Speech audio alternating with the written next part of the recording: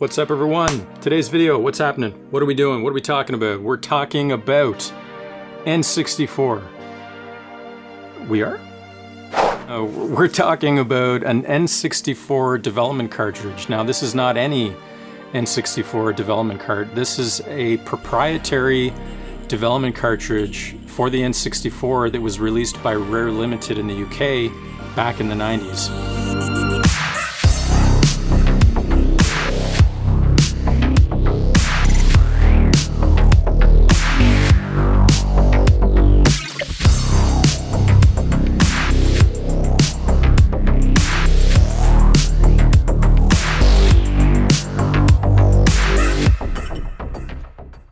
Now, this is really cool.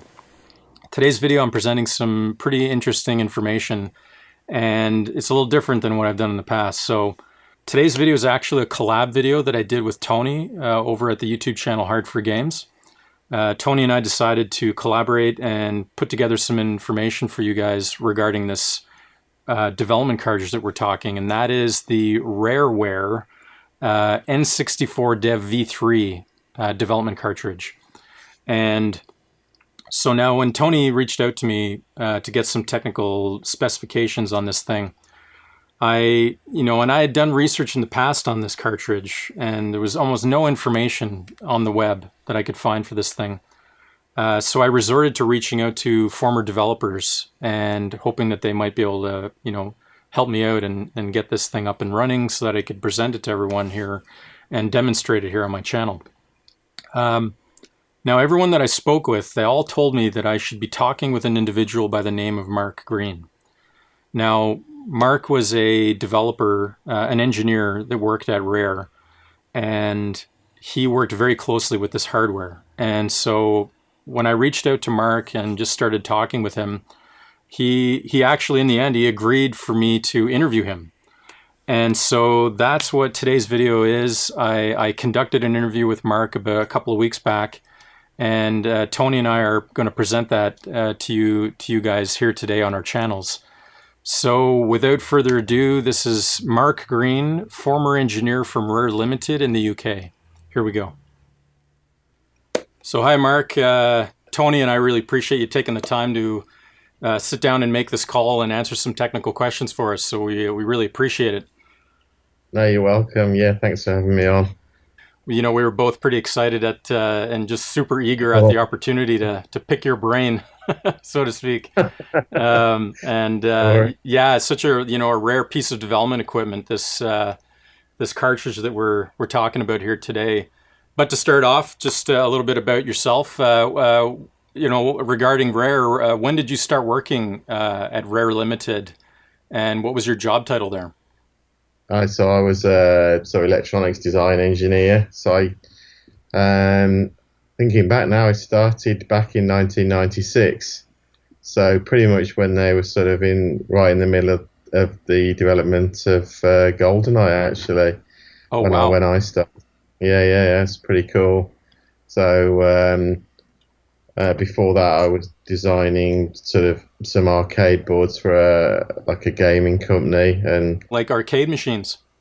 They used to call them SWP, skills with prizes. So it was like Crystal Maze type games and stuff like that with the screen, and you'd answer questions, and they'd have graphics and video mixed in. So I used to design all the boards for that. So that's what sort of got me really in that kind of thing. That's really interesting. Yeah. So I started in '96. It's a fair while ago now.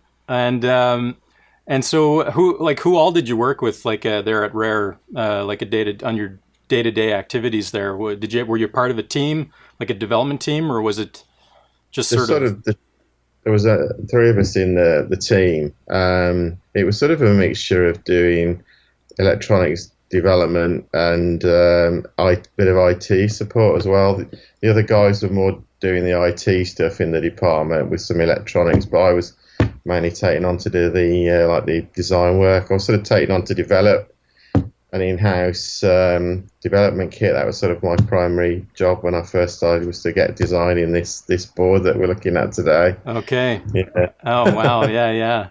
like just thinking about your position at Rare, like on a day-to-day activity, what was a typical day like? Was there a lot of meetings or It wasn't a lot of meetings. I no? think I sort of, yeah, I talked to a lot of the developers to find out what they needed in a development system. So, Okay, right. exactly the features they were after. And then I Okay. sort of basically started sitting down and designing it. So, built some really basic prototypes and tested those. So the day-to-day work was really doing all the CAD work, and I think it took, because it was all done by hand, it took months to design it and work out what I was going to do, and actually lay the board out by hand using, I think we used Ultiboard. I don't think they're around anymore, but that was Okay. the CAD package we used. Yeah, it's all laid out by hand. You actually designed the circuitry and everything for this board.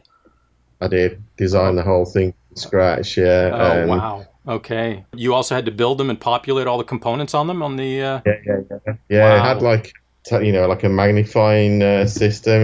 Like a microscope Right. to the surface mount. So you look under that and use a little tiny flow soldering tip and Oh. flux to Oh put the wow. parts Yeah. down. So it was all done by, yeah, the originals were all done by hand. Yeah, Wow, it's that's pretty cool. wild. That's really cool. Yeah. So now, can you describe just the overall functionality of this particular Yeah, cartridge sure. that you designed? Yeah, so basically, it's got like a Motorola. The core of it is the Motorola microcontroller. Right. So we picked that because it got some really great functionality at the time. Quite a lot of built-in like UARTs, and it got a DMA controller in it for direct memory access, which was really cool for moving data around fast, especially when it come to talking to the DRAM. So that was the core of it. Was the it says the Motorola, and that's got some RAM and some flash memory. So when I first built this, I only sort of populated that part of the board and got that bit running. So just the Okay. flash Motorola and the RAM, and just started writing a bit of code. Got it Testing talking that through functionality specifically. Okay. Yeah. specifically before you populate the rest of it. So you can populate it in bits and pieces. So I got that bit working first, and then started getting the SCSI bus working then with the indie workstations. Okay. So it was with the Indie. So you had a SCSI interface to the Indie machine, or was it? Yeah, I had a Okay. SCSI. It was the standard interface that was on the indies, so Right. hooked them up and used. Remember, we had to hire a SCSI bus analyzer so we could actually look at the commands that were flowing backwards and forwards and get the protocol working properly and getting the handshaking working properly. That was quite a tricky. That took a few weeks to Right. get that working just right. The handshaking, Okay. because initially it was really slow, and then with the analyzer we were able to get it speed up and get the download speeds and optimize the code so we could get really good download speeds over the SCSI bus. Oh wow, that's awesome. Yeah. Very, very cool. Then I suppose the next big bit was designing the Altera, because I had to design that I can't remember the name of the Altera software actually, but I didn't write it in what was called VHDL back then. I actually did it as a circuit diagram in there. Okay, the In graphical design. Right, right. graphic design, Okay. yeah. Oh wow, That that's was, neat. yeah. I did a few Okay. little bits in VHDL, but most of it was graphically done. Right. Was that the Altera Max plus two software? Did you use that by That was it. chance? That's the one, Okay. yeah. That's I'd amazing. like to see a copy of that actually. That'd Yeah. be quite to have another go with that. Yeah, But yeah, yeah. A lot of the, a bunch of the guys that I know that were sort of we're into the older tech as well, yeah, using like the master programmers and all that. And that was wow, that's really neat that that was the software. the really cool thing about doing that was being able to emulate it on the computer, on the PC, and actually make sure that everything worked before you started, downloading the code or blowing the little serial EPROMs Right. to actually test it working. But that's sort of the core of it is the Altera, because that does all the DRAM controls. So the memory is just DRAM. So once the power's gone, there's no data left in any of those. Okay, Um, right. back That then, was actually one of the questions a lot of people were wondering about. even back then, the flash memory chips were very limited in their read-write cycles before they burn out, because they're not like the flash memory of today, when it doesn't really matter. But back then, they didn't have many read-write cycles, probably only 10,000 before they were burnt out, and you'd get through that in probably in minutes if it was part of the main the main Right, for the right. mainly the cycles really, but they wouldn't have lasted very long really. In Okay, the So the DRAM was the best option. okay.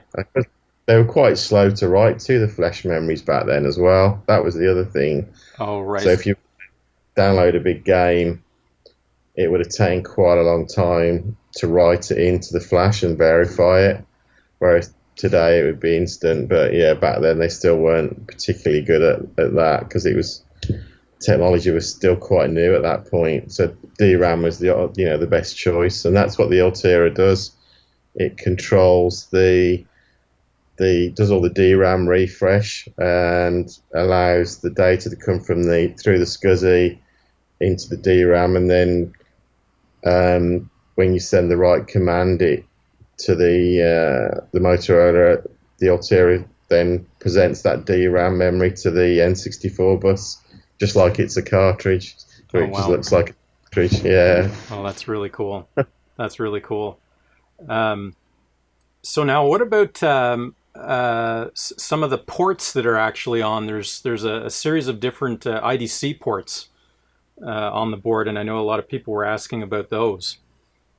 Yeah, so the one that's not populated, the P3 port at the bottom, that was for directly connecting and doing debug with the Altera. So you could compile your Altera flex code, and then you could upload it and test it straight away without having to keep blowing the little C or E proms. So it was a much Okay, better so like a JTAG kind of interface. interface, yeah. And then Okay, P2 connector is the special Motorola debug interface, SPI interface. So that's the way you could bootload the Motorola, and directly you could load the flash through that interface. So you could load the boot code through there, and then actually start doing real-time debugging of your actual Motorola code as well. oh So wow. really cool. That was one of the reasons for picking it, was the way you could do that with the debug, rather than having to say blow EPROMs, Right. and then rate them and blow more EPROMs when you were testing your boot code. You could literally just power it up and do everything through there. So Oh it's really wow. cool. Okay, yeah. A lot faster than doing it the Oh other way. gosh, yeah. Yeah, with the old EPROM programmers, yeah, and then having to erase them with UV light and everything, yeah, much faster. It's got a little bit of RAM there. There's two RAM chips. Right. You need a bit of scratch memory for your code, and then that other little chip there, which is U5, is a dual port RAM chip, and that allowed the N64 code to send debug information back through the Motorola CPU back to the Indy. So that allowed a flow of debug information between the game and Oh the actual wow. Indy. Yeah. Okay, so then the setup, you would have the SCSI port hooked up to the Indy for doing the Yeah. SCSI transfer, but then you would also have the serial Motorola unit connected to the Indy as well. Is that the way you would No, do no, it? that was the little P2 connector was Yeah. only for development. Yeah, and Okay. actually, so when we got these boards, Yeah. when the design was finished and we got them made professionally, Right. they just they'd come in obviously with no coding, and I physically uploaded the base code to all of the units through that little P2 connector, so it brought them alive basically. Okay. Yeah, Yeah. Yeah. And you did that through the Indy, or was it with a PC? Which that was system? with PC. Oh, Yeah, the that was with a Motorola. PC. Okay. Yeah, the code, the Motorola or the Motorola debug code was all PC based. Okay. Same as the Altera development tools were all done on Okay. the PC. Right. Right. Okay. Yeah. And so now also the top DE9 connector there. What's that all about? Oh yeah, that's for the the CIC chips, so you could test your game worked with all the correct region code. So we had different colors. I've seen some ones that are blue. We had yellow and red ones for different region locked chips in, so we could put them on, just plug them in and test the code worked okay. Okay. And so there was a blank space at the bottom, which is U23. So you could permanently put one in there if you wanted. If it was going to be permanently region locked, you could just solder one in there. Oh, I see. Okay. Oh, okay. Right. Depending Yeah. on, so I guess more the top dongle there connector is more for just quick swapping. Yeah. Okay. Yeah, basically. Okay. Yeah. Yeah. Gotcha. One other thing is there was a lot of people talking about these little red flash kind of chips on these little boards, and we're wondering what they were used for. So they're for the save games. So not every cartridge had.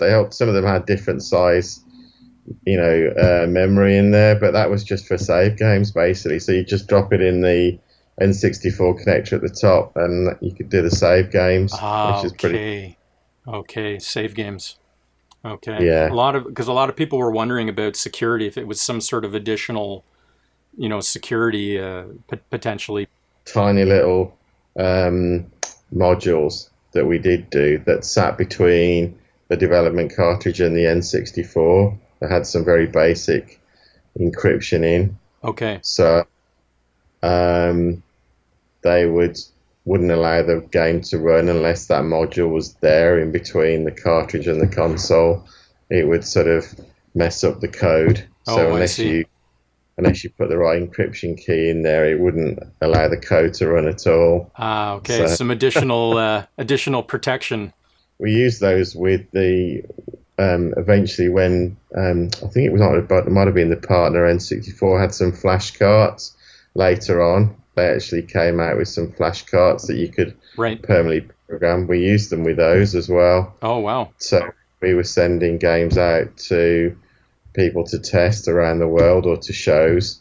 It wouldn't work unless you had the right dongle to go with it. And so they were used with those as well as these development kits. Oh, okay. Yeah. Just to keep it from getting spread around accidentally, so to speak. Wow, that's really interesting.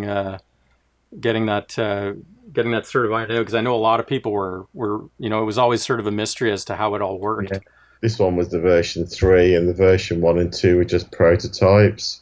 So the version 1 was the first one I designed and got made and built by hand, and started debugging and testing the actual design. So it had loads of little wires on it where things weren't right, and then we went on to the version 2, and then the version 3 was the final production version. Okay. Oh, yeah. Wow, that's pretty neat. Yeah.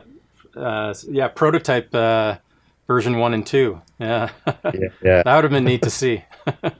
Yeah, it was pretty messy. Well, version 1 got tons of the little blue rat wires all over it to fix any mistakes in the design and fix where I might have missed a track out between one of the ICs on there.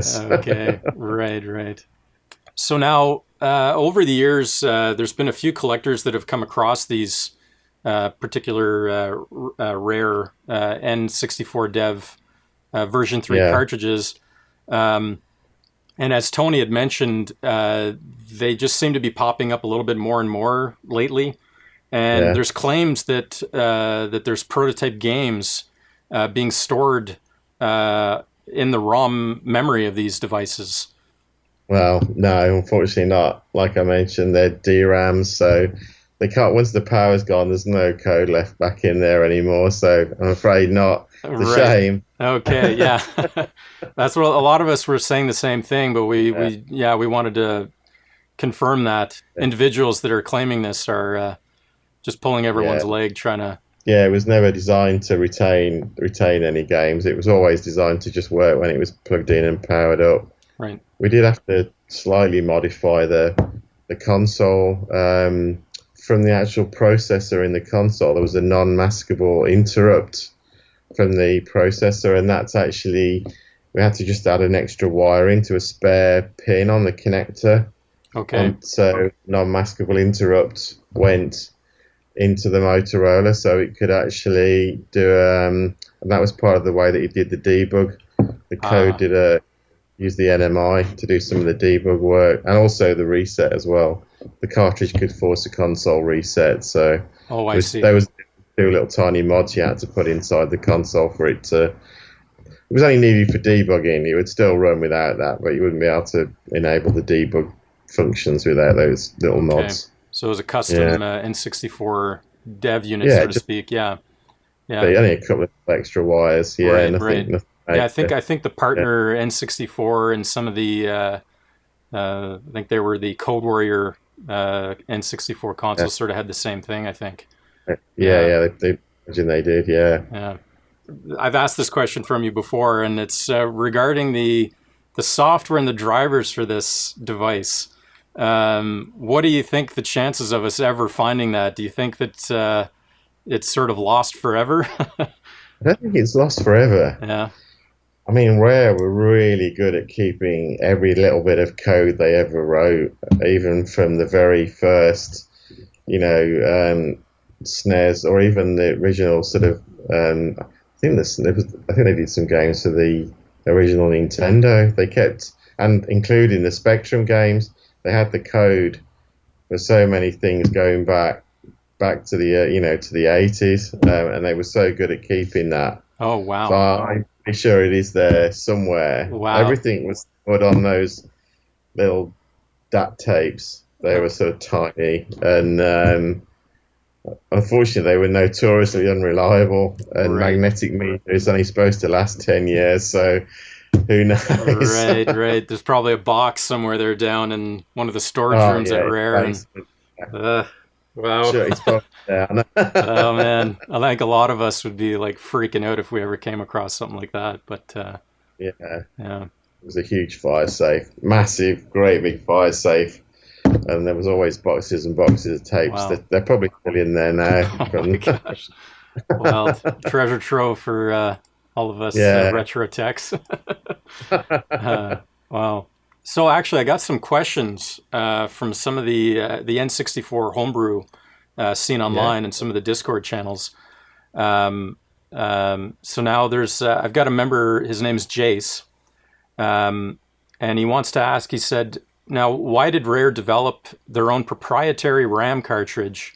Rather than using an existing solution like the Partner N64 or the Intelligent Systems Viewer 64, some of their okay. SCSI units. Why did you guys design this when they already had existing hardware? So obviously, when they first started off, it was the board inside the Indie. So it literally was the N64 hardware and, on a board that plugged inside an Indie, Right, and they were notoriously unreliable.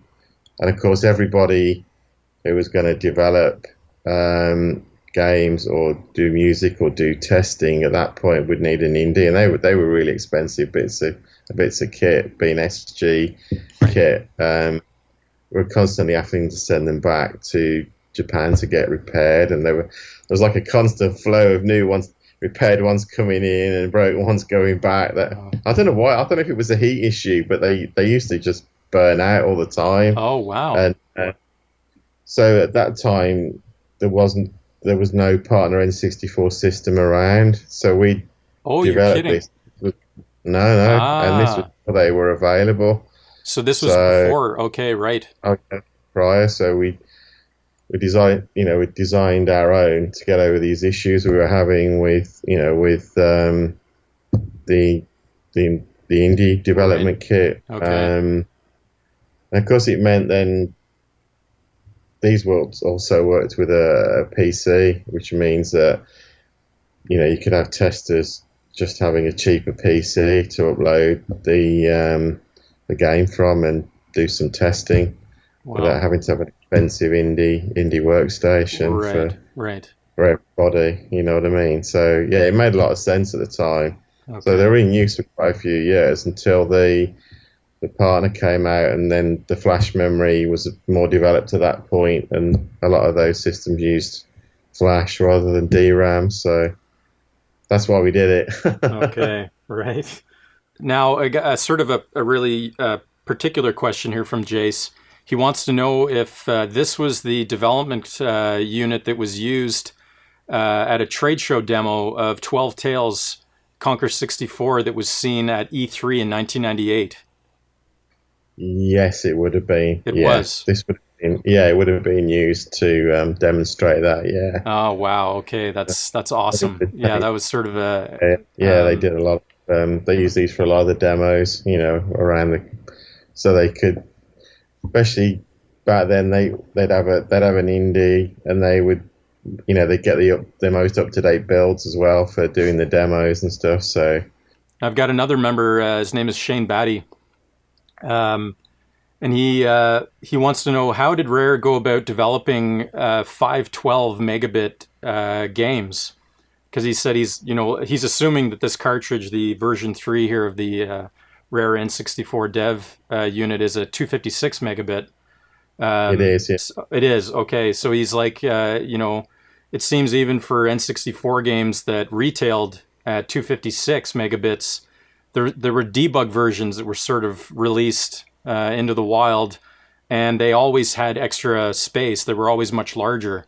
So, and even the partner N64 version had a 512 megabit RAM unit, and also the Mungai dev kits, the Code Warrior hardware, they also had a 512 megabits. So, how did Rare go about developing 512 megabit games?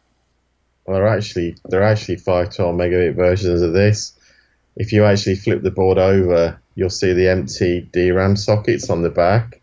So this one's only a 256. Oh, I see. Okay. But some of them had the extra DRAM soldered on the back for 512. Ah, okay. So that's how Right. And those big, so those aren't. Yeah, I don't think I've ever even seen one of those in the wild. So now, like, I guess the Altera Flex chip is the memory controller for that RAM, as you were saying. So now, would it require a specific firmware version in order to accommodate the extra RAM? It'll accommodate it. Yeah, it'll accommodate it. It'll accommodate. It's like one version that would. Okay. So someone could technically add the RAM chips on the back there, and then if we had it working, it would work. One of these and desolder the chips and careful, and then put them on the back. Yeah. Okay. Oh, that's really neat. Okay. I know a lot of hardware guys are going to be kind of freaking out about that. Okay, so before we close off, a lot of people are always so curious what it's like working at Rare Limited during the N64's, time in the spotlight there during the 90s.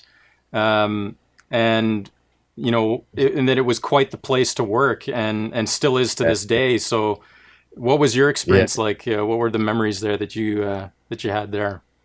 It was absolutely incredible, because you used to go around and you used to see all the games in development, and you used to get I was getting to play GoldenEye before anybody even knew about it. Oh, wow. You used to see a lot of the concepts that people were working on, and it was just incredible atmosphere. When I look back, it makes you wonder. I probably didn't really appreciate as much as I should have, because I was more of a, I shouldn't say this, I was more of a Sega man. I didn't realize